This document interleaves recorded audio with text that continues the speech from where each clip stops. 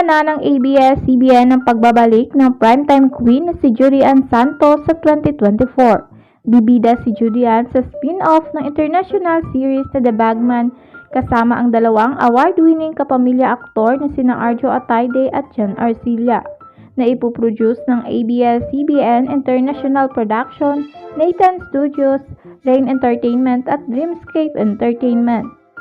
Magsasama-sama sa unang pagkakataon ang award-winning star na sina Jan Arcilla, Judy-Ann Santos Agoncillo at Arjo Atayde para sa upcoming series na The Bagman.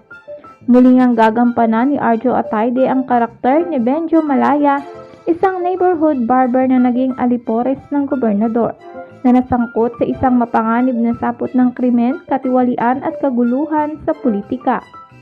Sa The Bagman, natuklasan ni Benjo ang kalunos-lunos na balita ng kanyang nawawalang pamilya na nag-udyok sa kanya na muling pumasok sa underworld bilang isang bagman para sa nakaupong Pangulo ng Republika ng Pilipinas na gagampanan ni Judy-Ann Santos. Excited na nga ang mga fans sa pagbabalik ng Queen of Philippines soap opera.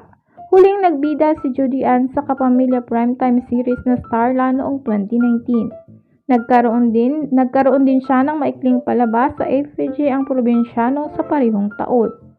Ang The Bagman ang magiging pangalawang international series ng ABS-CBN pagkatapos ng Katlia Killer na pinagbibidahan din ni Arjo Atayde at nagdebut sa top spot ng pinaka-pinapanood sa Prime Video Philippines.